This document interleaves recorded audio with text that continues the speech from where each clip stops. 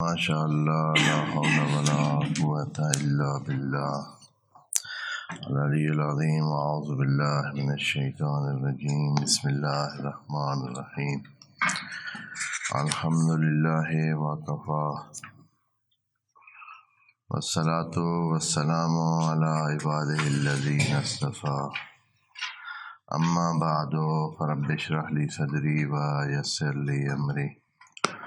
واحلل عقدۃ من لسانی یفقهوا قولی وقل رب ادخلنی مدخل صدق واخرجنی مخرج صدق واجعل لی من لدنک سلطانا نصیرا بسم اللہ وباللہ وتوکلت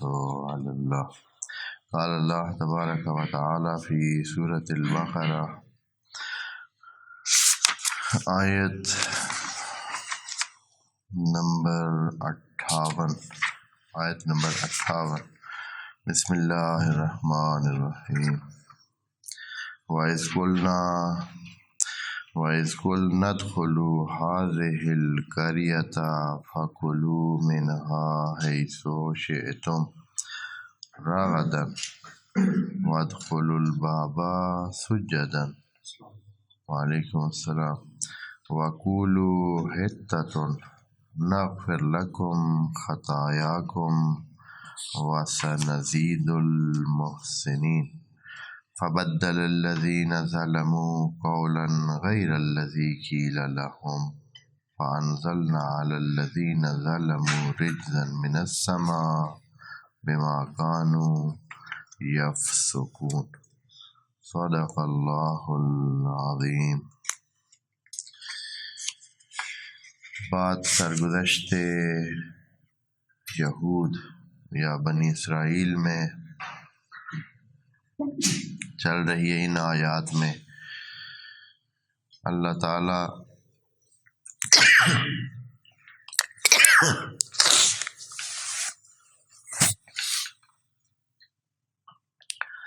بنی اسرائیل کو یادآوری فرما رہا ہے کہ اے بنی اسرائیل، آپ پر یہ نعمات ہم نے بھیجی اور آپ کو ان نعمات سے نوازا۔ اب آپ بندے بن جائیں، بندگی کریں، مان لیں اور اپنے فیوچر کو بنا لیں، اپنی اس نافرمانی سے، بدبختی سے اپنے مستقبل کو خراب نہ کریں۔ بہرحال اب تک جو ان کی تاریخ آ رہی ہے، جو قرآن بتا رہا ہے، یہ ساری بات کر اس لیے رہا ہے کہ انہوں نے اب تک یعنی تقریباً ہو گئی ہیں 10 صدیاں یا 12 یا 11 صدیاں ہو گئی ہیں، بنو اسرائیل سیدھے راستے پہ نہیں آئے۔ نعمات الہی ان پر بہت ہی فراوانی سے خود جناب موسیٰ کے زمانے میں آئی ہیں، لیکن یہ پیغمبروں کی اولاد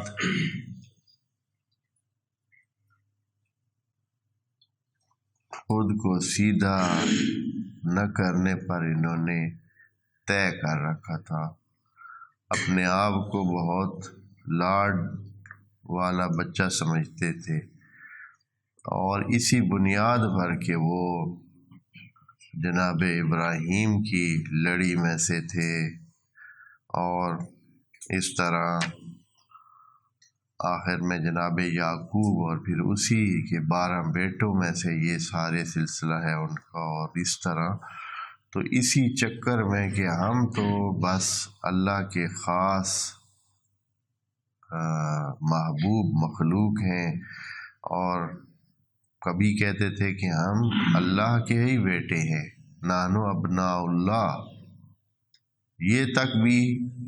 انہوں نے کہا ہے۔ پیغمبر کے ساتھ نسبت تو وہ یہ تو ایسی چیز تھی کہ وہ صبح شام اس کو الاپتے ہیں اور کہ ہم خاص لوگ ہیں، اور یعنی یوں کہہ لیں کہ وہ اپنے آپ کو سادات میں شمار کرتے ہیں، اور پیغمبر کی اولاد ہے، پیغمبر کی اولاد ہے، جناب ابراہیم کی اولاد ہے، جناب یعقوب کی اولاد ہے۔ تو اس وجہ سے کبھی بھی وہ نہ سدھرے، اور اتنی نعمات اللہ نے ذکر کری ہیں، اور ابھی جو آج پڑھ رہے ہیں آج پھر ان پر ایک اور حوالے سے نعمت الہی کا ذکر ہے۔ ہم اسی پروسیجر میں آگے بڑھ رہے ہیں، جو کہ یہ قافلہ اب مصر سے نجات پا کر وہ اس کے بعد دریا سے عبور کر کے فرعون کی غرقی کو دیکھ کر اس کے بعد جناب موسیٰ کا پہاڑ پہ جانا، واپس آنا، ان لوگوں کا گسالہ پرستی کرنا، اور پھر توبہ کے مراحل سے گزر کر دشت میں سے گزرنا، دشت میں ان پر آسمان سے یا اللہ کی طرف سے من و سلوہ کا انتظام ہونا، دشت میں گرمی سے بچانے کے لیے ان کے اوپر بادلوں کا سایہ برقرار رہنا، ایک انہونیاں، یعنی اس زمانے میں ایسے جیسے جدید دنیا کے اس میں وہ رہ رہے ہوں، کوئی تکلیف نہیں ہے، کوئی مشکل نہیں ہے، جو چاہتے ہیں فوراً جو ہے وہ اپنی بات جو ہے وہ ان کی پوری ہو جاتی ہے۔ اب جا رہے ہیں اپنے وطن کی طرف، آپ کو پتہ ہے نا کہ یہ جو سارا سفر ہے یہ اپنے وطن مألوف کی طرف وہ واپس آ رہے ہیں۔ کون سا وطن؟ جہاں سے یہ لوگ گئے تھے، جناب یعقوب جہاں رہ رہے تھے، اور جناب یوسف کو مصر کے بازاروں کی طرف لے گئے تھے، ادھر وہ رہ گئے تھے،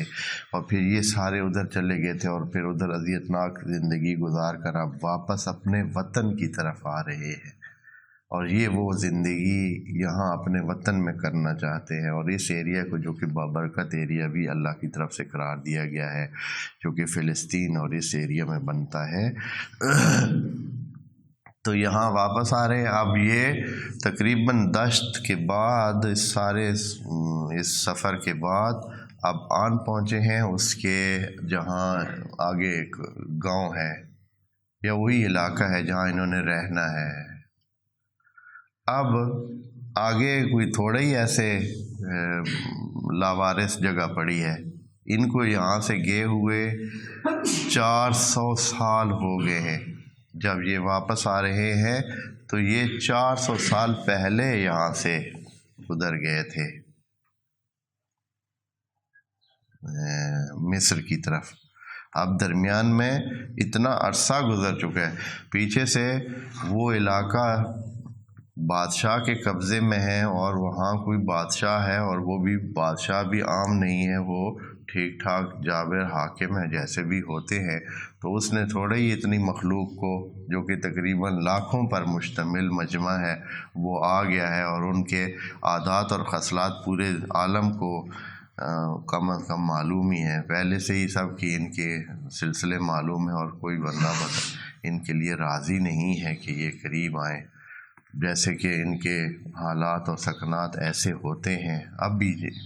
دنیا میں بہت مشکل سے کوئی ان آبادی کو اپنے پاس رکھ سکتا ہے، کیونکہ ان کے اپنا ایک زندگی کا ایسا ڈھانچہ ہے کہ جو دوسروں کے ساتھ کبھی فکس نہیں ہوتا ہے، بس یہ علیحدہ ہی ایک علیحدہ زندگی رکھتے ہیں یہود۔ تو بہرحال وہاں اب اوپر سے حکم آیا کہ جناب موسیٰ ان کو کہہ دے کہ آپ اندر داخل ہو جائیں قریہ میں۔ داخل ایسے تھوڑے ہو سکتے ہیں، ہو سکتا ہے بادشاہ پکڑ لے، مارے، قتل کرے، اور کیا کیا ہو سکتے ہیں، پہلے اجازت ہے یا نہیں ہے۔ تو انہوں نے کہا کہ نہ بھائی نہ، ہم تو نہیں جانے والے، یہ تو جہاد چاہیے، یہاں جہاد کرنا پڑے گا، لڑائی کرنی پڑے گی، اس کے بغیر تو یہ بادشاہ ہمیں اس قریے میں داخل ہونے ہی نہیں دے گا، اور دینا بھی نہیں تھا، اس کی فوجیں تھیں۔ تو انہوں نے وہاں کہہ دیا کہ اذهب انت و ربک، جناب موسیٰ کو کہا کہ تم اور تیرا رب جائیں جنگ کریں، فقاتلا انا ہاہنا قاعدون، ہم ادھر بیٹھے ہیں، آپ جائیں ادھر جنگ شنگ جو کرنی ہے وہ کریں، پھر جب فارغ ہو لیں گے تو پھر ہم آ جائیں گے۔ سیدھی بات ہے بھائی، ہم سے یہ کام، جنگ والے کام اور لڑائی والے کام اور زحمت والے کام ہم سے نہیں ہو سکتے۔ تو یہ جو ابھی ہم پڑھنے لگے ہیں آیت نمبر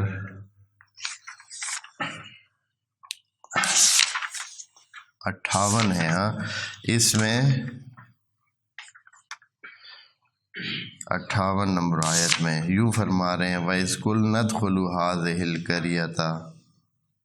ہاں جی، کہ اس قریے میں داخل ہو جائیں۔ یہ وہی قریہ، یہ قریہ یا تو یہی فلسطین کے علاقے میں جو یہ بیت المقدس ابھی کہتے ہیں اس کو، پہلے تو اس کو یروشلم یا اورشلیم جو ہے عربی میں اس کو کہتے ہیں، اورشلیم اس طرح کا اس کا نام تھا، یا یہ جو ہے دارالسلام بعد میں ظاہراً اس کا نام تھا اور پھر اس کو یروشلم بنا دیا گیا ہے، یا اریحا کے نام سے، یعنی اس قریے کا فکس نہیں ہے کہ یا اریحا کے نام سے، اریحا ابھی بھی موجود ہے، اریحا کے نام سے بھی ایک قریہ یا ایک شہر موجود ہے فلسطین میں۔ خود یہ جو بیت المقدس کا جو یہ ہے سلسلہ ہے، یہ بھی اب مفسرین اس میں اختلاف ہے کہ کون سا تھا، یقیناً انہیں آس پاس میں فلسطین کے علاقے میں ہی جو بھی ایک شہر تھا اور یہ قریہ جو ہے وہ کسی بھی آبادی والی جگہ کو کہتے ہیں، جہاں بھی اکٹھ ہو وہاں اس جگہ کو کہتے ہیں قریہ۔ تو یہ مجمع، لوگوں کے جمع ہونے کی جگہ کو قریہ کہتے ہیں۔ تو یہ اس میں کہا گیا کہ داخل ہوں، آگے سے بات یہ دوسری آیات میں، اس آیت میں یہ بات نہیں ہے کہ انہوں نے کہا کہ ہم نہیں جاتے، آپ خود جائیں، اور پھر جیسے بھی ہوا وہاں مسئلہ ان کا پھر حل ہوا، آخر کچھ لوگ گئے اور جنگ ہوئی اور پھر ان کو فتح حاصل ہوئی اور یہ گئے اندر، لیکن یہاں جو انہوں نے نافرمانی کی تھی، ادھر انہوں نے نافرمانی تو پھر کر دی تھی کہ بھائی کہا گیا تھا کہ جائیں اور انہوں نے کہا کہ ہم نے نہیں جانا۔ یقیناً یہ جب یہ جو بات ہو رہی ہے نا، یہ ساری 100% کی بات نہیں ہوتی ہے، کچھ ہوتے ہیں جو مومن ہوتے ہیں، جو برقرار رہتے ہیں، جو پیغمبر کے اور نبی موسیٰ علیہ السلام کے فرمان پر عمل کرتے تھے اور ان کے ساتھ چلتے تھے، کچھ ہوتے تھے۔ بہرحال اب ان کو کہا گیا کہ جو آپ نے نافرمانی کی تھی اس کی بنیاد پر جب شہر میں داخل ہونا ہے تو آپ نے کیا کرنا ہے، ایک لفظ منہ سے کہتے ہوئے داخل ہونا ہے، سر جھکا کے۔ یہ سجدن کا مطلب ہے کہ بالکل نیچے ہو کر اور سر جھکا کے ایسے۔ یہ سجدن کا لفظ پہلے بھی آیا ہوا ہے، ہم نے کہا یہ اس کا معنی حتماً سر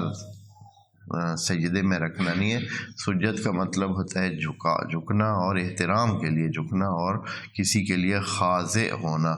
تو یہاں کہا جا رہا ہے کہ آپ خاضعانہ انداز میں، یعنی سروں کو نیچے کر کے، کیونکہ آپ گناہ گار ہیں، اللہ کی نافرمانی کی ہوئی ہے، تو ایسے نہیں داخل ہوں کہ بھائی جیسے بھائی فاتح ہیں آپ ہیں، فتح آپ لوگوں نے نہیں کی ہے، جنہوں نے کی ہے وہ اللہ کے پاس ان کا اجر ہوگا، لیکن جو آپ گناہ گار ہیں جنہوں نے کہا تھا کہ ہم نے نہیں جانا جب تک پہلے سے وہاں سے وہ جابر حکمران نکل نہیں جاتا، تو اب جب نے جانا ہے تو 2 شرطیں ساتھ رکھ کے جانا ہے۔ ایک تو خاضعانہ انداز میں جانا ہے، خضوع کے ساتھ جانا ہے، سجدن جانا ہے، احترام کے ساتھ نیچے سر کر کے جانا ہے، اور دوسرا یہ ہے کہ ایک لفظ بھی ساتھ بولتے جانا ہے۔ کیا کہنا ہے؟ معافی معافی معافی معافی، ہاں جی، اس طرح، تاکہ پتہ ہو کہ آپ گناہ گارانہ انداز میں آپ پہلے رہے ہیں اور اب معافی کے ساتھ اندر جا رہے ہیں۔ تو یہ لفظ بھی بولتے جانا ہے، اور اس کے لیے لفظ جو بولا تھا وہ حتتن تھا، حتتن یعنی معافی تلافی، معافی تلافی۔ یعنی صاف ہو، ہمارے گناہوں کو اے اللہ معاف کر دے، ختم کر دے، وہ جو ہم سے نافرمانی ہوئی ہے وہ اس کو ختم کر دے۔ حتہ یعنی صاف کر دینا، جھاڑ دینا، ختم کر دینا، اس کو ایک پھر پاک صورتحال دے دینا۔ تو بھائی اس حالت میں جانا ہے۔ اب وہ باہر جو بیٹھے تھے ان کے اندر شیطان بھرے ہوئے تھے، تو وہ اب انہوں نے جیسے شغل میلہ ہوتا ہے، بھائی چلے بھائی آؤ جی چلیے قریے کے اندر، پھر ادھر چلے تو درمیان میں کیا کیا انہوں نے، شرارتی قسم کے تھے۔ وہ کہنا تو تھا نا حتتن حتتن حتتن یعنی معافی تلافی معافی تلافی، اس طرح، لیکن انہوں نے کیا کیا، انہوں نے خام خواہ درمیان میں بدلتے رہے، ادھر ادھر کوئی کہتے رہے ہنتاتون ہنتاتون ہنتاتون، ہاں میں جیسے کہہ رہے ہوں کہ گندم گندم گندم ہیں جی، یا اپنی زبان میں جیسے کہ بھائی کڑک کہہ رہے ہیں، بھائی کڑک کڑک ہیں جی، بجائے اس کے کہ معافی کا لفظ وہ کہتے معافی معافی معافی۔ یہ لفظ ہے اکیلا، لیکن حقیقت میں یہ جملہ ہے، یعنی نسألو کا حتتن یا مسألتنا حتتن، یعنی اس کا مبتدا یہاں موجود ہے، لیکن اس کے ساتھ جیسے کہ بعض اوقات آدمی ایسے ہی جیسے اپنی زبان میں بھی ہم بعض اوقات کسی سے بلا اس کے کہ پورا جملہ کہیں، ہم صرف کہتے ہیں معافی معافی، یعنی معافی دے دے۔ تو وہ بھی یہ اسی طرح ان کو یہ کہا گیا کہ یہ جملہ کہتے ہوئے گزرنا ہے۔ تو ان بدبختوں نے کیا کیا، یہی کہ انہوں نے یہ جملہ بھی نہ کہا، یعنی ان کے اندر جو کھوٹ بھری ہوئی ہے نا، وہ اس کا اظہار پھر آگے جا کر دیتے ہیں۔ دیکھیں کہتے ہیں وَإِذْ قُلْنَا ادْخُلُوا هَٰذِهِ الْقَرْيَةَ، جب ہم نے کہا کہ داخل ہو جائیں اب اس قریہ میں جو آگے آ گیا ہے، فَكُلُوا مِنْهَا حَيْثُ شِئْتُمْ، اور کھلا کھائیں، یعنی قریہ ایسے ہے کہ نعمتوں سے بھرا ہوا ہے، کیونکہ یہ علاقہ جو بارکنا حولہ، جس کے بارے میں اللہ نے کہا ہے اس علاقے میں نعمات وافر ہیں، بے حساب اور اچھی بہترین جو غذائیں ہیں وہ یہاں پیدا ہوتی ہیں۔ یہ علاقہ ہے مرکزی جہاں زیتون پیدا ہوتا ہے، انجیر پیدا ہوتا ہے، اور اسی طرح باقی جو نعمات الہی ہیں اس سرزمین میں، اس ایریا میں بہت اچھے انداز میں اور وافر مقدار میں ہوتی ہیں، جس میں یہ سارا ایریا شامل ہے۔ اس اچھائی کے لحاظ سے یہ یہاں ترکی کا کچھ علاقہ اور شام کا علاقہ، لبنان کا علاقہ، فلسطین، اور یہ سارا علاقہ، کچھ اردن کا علاقہ بھی اس میں آ جاتا ہے۔ جب صحرا سے ادھر کا علاقہ شروع ہوتا ہے تو یہ بہت آب و ہوا کے لحاظ سے دنیا کا جو بہت اچھا ایریا شمار ہوتا ہے، جہاں نہ زیادہ سردی نہ زیادہ گرمی، درمیانہ موسم، پانی وافر، اور زمین بھی بہت اچھی پروڈکٹیو زمین ہے، اور ہر حوالے سے وہاں ایک خاص قسم کی انسانی زندگی کے لیے بہت خوبصورت جگہ شمار ہوتی ہے یہ سارا علاقہ۔ تو جائیں اور کھائیں، یہاں دیکھیں لفظ کلو کہہ رہے ہیں، منہا ہے سشے، تم کھائیں پئیں جتنا کھائیں، یہاں پیئیں نہیں کہا ہے۔ یہ دھیان کریں، یہ قرآن کی آیات اور قرآن کے جو اعجاز یا وہ دھیان ہے اس کی طرف تھوڑی کبھی کبھی دھیان دیا کریں۔ یہاں صرف کلو کا ہے، فکلو منہا نہیں کہا ہے وشربو، اس لیے کہ کچھ ٹائم میں ان کو وہاں پانی کے حوالے سے مشکل پیش آ جانی ہے۔ حالانکہ یہ دریا کے کنارے ہیں، یہ سارا ایریا دریا کے کنارے ہے، سمندر کے کنارے ہے، لیکن جیسے کہ ابھی ہمارے بعض شہروں میں آپ جانتے ہیں، دوست جو جانتے ہیں وہ جانیں گے کہ کراچی جو سمندر کے کنارے ہمارا شہر ہے ایک، اس وقت جو سب سے بڑا بحران ہے کراچی میں، وہاں کے لوگوں کے لیے جو سب سے بڑی مشکل ہے وہ کیا ہے جی؟ پانی۔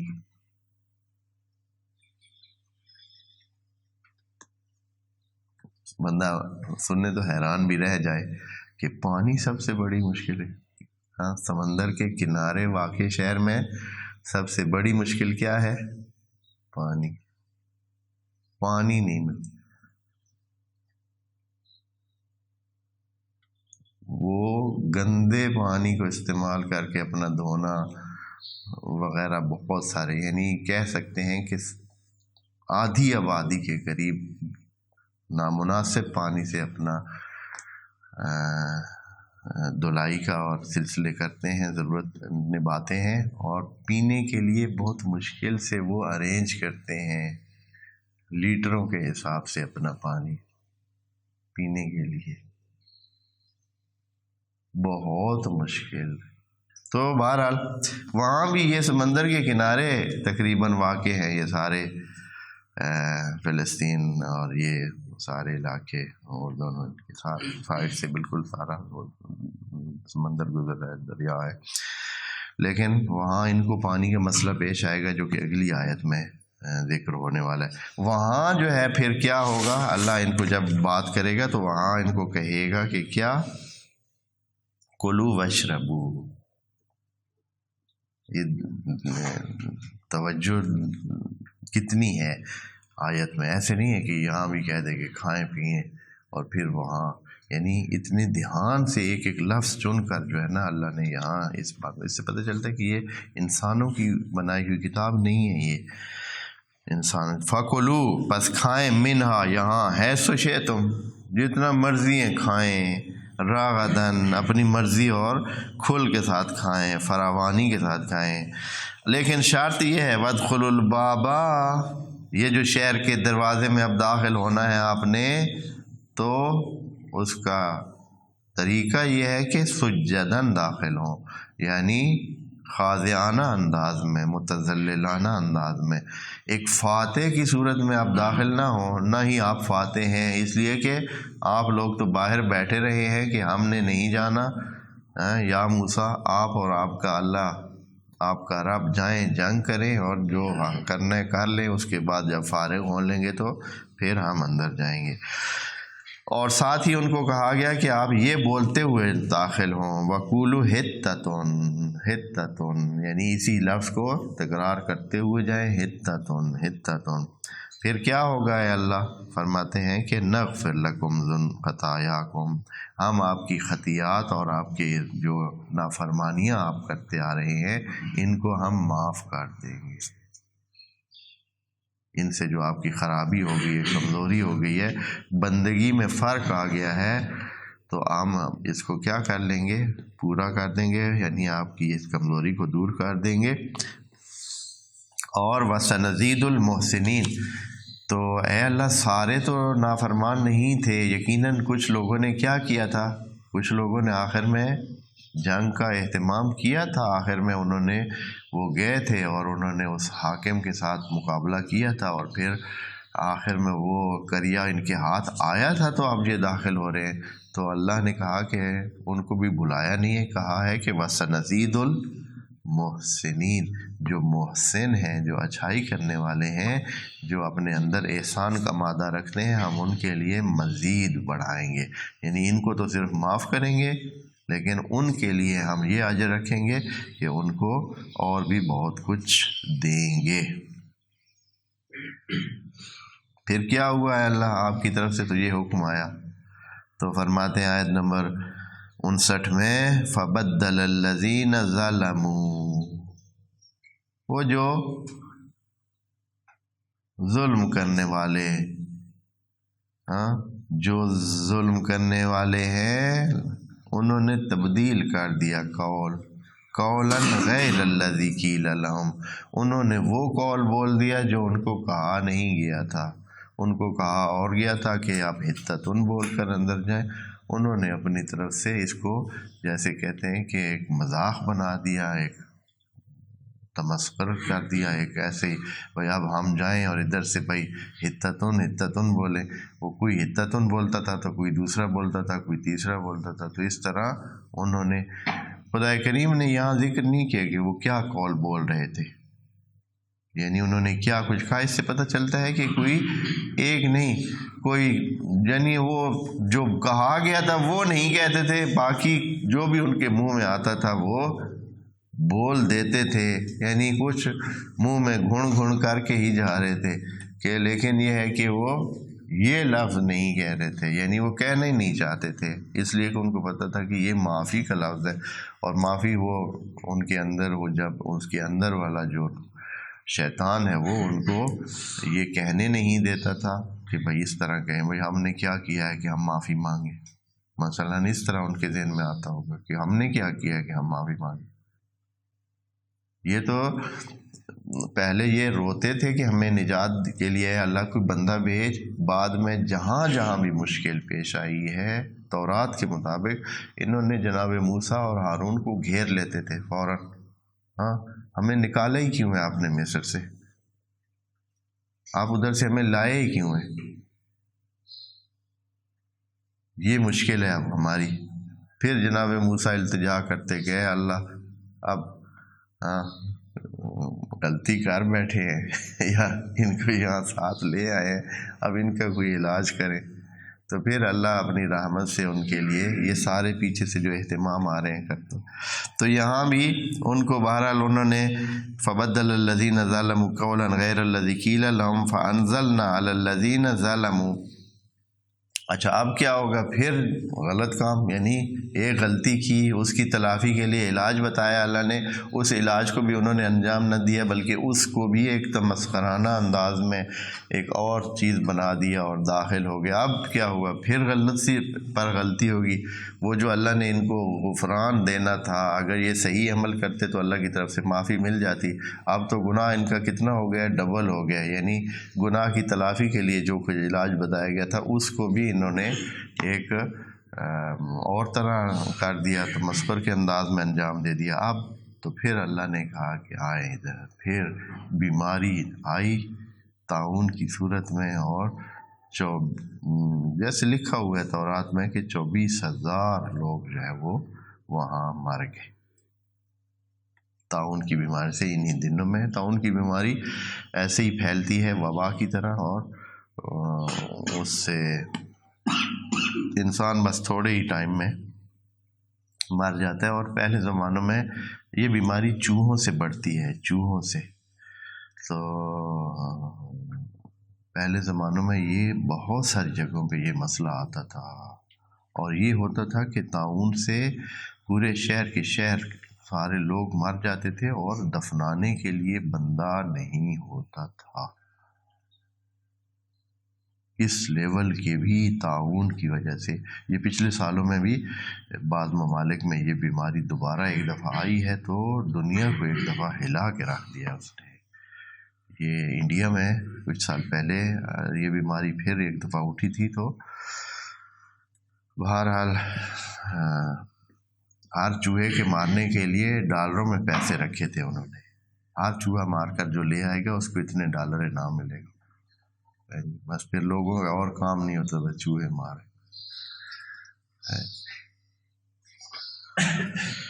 تو فبدل الذین ظلموا قولا غیر الذی، تبدیل کر دیا ظالموں نے وہ بات جو ان کو کہی تھی کہ کہا جائے، انہوں نے نہ کی، کوئی اور کہہ دی۔ فانزلنا علی الذین ظلموا رجزا من السماء، پھر ہم نے ان پر آسمان سے بلا اتاری، رجزا من السماء یعنی ایک ایسی بلا جو آسمان سے مینیج ہوئی تھی، یعنی ہم نے اس کو بھیجا، اور خاص مقدار میں یقیناً بھیجا، جن کو ختم کرنا مقصد تھا انہی کو ختم کیا۔ ریزن من السماء، یہ آسمان سے آئی ہوئی بلا تھی، یعنی ایسے نہ سمجھیں، کیونکہ بعض لوگ سمجھتے ہیں کہ اچھا یہ بیماری فلاں وجہ سے پیدا ہوگی، یہ فلاں وجہ سے پیدا ہوگی، یہاں فرما رہے ہیں کہ ریزن من السماء تھا، یہ ایک پروگرام، سیٹ ہوا پروگرام تھا۔ رجز عذاب ہی کو کہتے ہیں یا مصیبت کو کہتے ہیں، اور جو انسان پر نازل بما کانوا یفسقون، اور یہ ان پر اس لیے نازل کی گئی تھی کہ وہ کیا تھے، فسق برتتے تھے۔ خوب اب آتے ہیں اگلی آیت، جو کہ ابھی اس کے بعد پھر کیا پیش آنا ہے۔ اب شہر میں آگے ہیں، بسنا شروع کر دیا ہے، یوں سمجھیں کہ پہلے شہر کی آبادی جتنی بھی تھی، یقیناً شہر اس لیول کے تو نہیں تھے. یہ جو 6.5 لاکھ کا قافلہ، تقریباً 6.5 لاکھ لوگوں نفوس کی بات ہے کہ یہ قافلہ جو آیا ہے، 6.5 لاکھ تو ایک بہت بڑا شہر بن جاتا ہے. یعنی آج کل کے جو شہر ہیں ان میں 6.5 لاکھ آبادی والا شہر بہت بڑا شہر شمار ہوتا ہے. یہ کم شہر نہیں ہے، بہت بڑا شہر شمار ہوتا ہے. 6 لاکھ آبادی بہت بڑی ہوتی ہے. ہمارے اکثر جو ضلع کے صدر مقام ہیں وہ بہت ان میں آبادی ہے تو 2 لاکھ 3 لاکھ 3.5 لاکھ 4 لاکھ اس طرح. تو یہ بہت بڑی آبادی بن جاتی ہے. اور پہلے سے وہاں جو پانی کا نظام موجود تو ہوگا اس ایریا میں، یقیناً ہوگا. وہ پانی کا نظام اتنی بڑی آبادی کے آنے سے کیا ہو جاتا ہے، ایک دم اس نے درہم برہم ہو جانا تھا، اور حتماً اس کا نتیجہ یہی نکلنا تھا کہ ان لوگوں نے پانی کے لیے ترسنا تھا. تو اب یہ لوگ تھے تو نکمے، انہوں نے یہ تو زحمت کرنی نہیں تھی کہ خود جو ہے نا بھی آہستہ آہستہ کوئی انتظام کرتے اور پھر پانی جو ہے وہ سیٹ ہو جاتا. جیسے کہ پیچھے بھی ان کی طریقہ کار تو یہی آ رہا ہے کہ